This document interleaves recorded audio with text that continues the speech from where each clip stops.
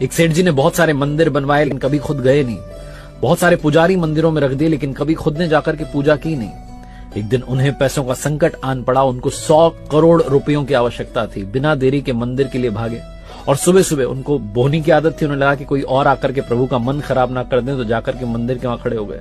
लेकिन जाकर देखते हैं कि एक भिखारी उनसे पहले आकर के खड़ा हुआ है और भिखारी आकर के कह रहा है कि प्रभु 100 रुपयों का इंतजाम करवा देना, मेरी पत्नी बीमार है, कुछ दवा का प्रबंध हो जाता तो पत्नी ठीक हो जाती।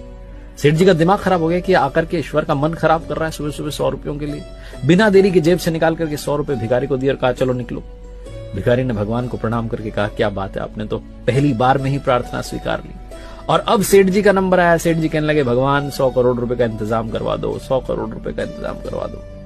प्रभु मूर्ति में से प्रकट हुए और कहने लगे कि एक भिखारी से तो तूने मेरा पीछा छुड़वा दिया, लेकिन तुझसे पीछा छुड़वाने के लिए मुझे तुझसे भी बड़ा भिखारी ढूंढना पड़ेगा जो तुझे आकर के 100 करोड़ रुपए दे दे। सेठ जी की आंखें भीग गई। उन्होंने कहा प्रभु ये क्या कह रहे हो, आपने इतना बड़ा ताना दिया।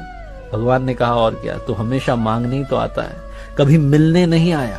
अगर मिलने आया होता तो संकट तुझ पर कभी आया ही ना होता। कहानी का सार बस ये कहता है कि मांगना बंद की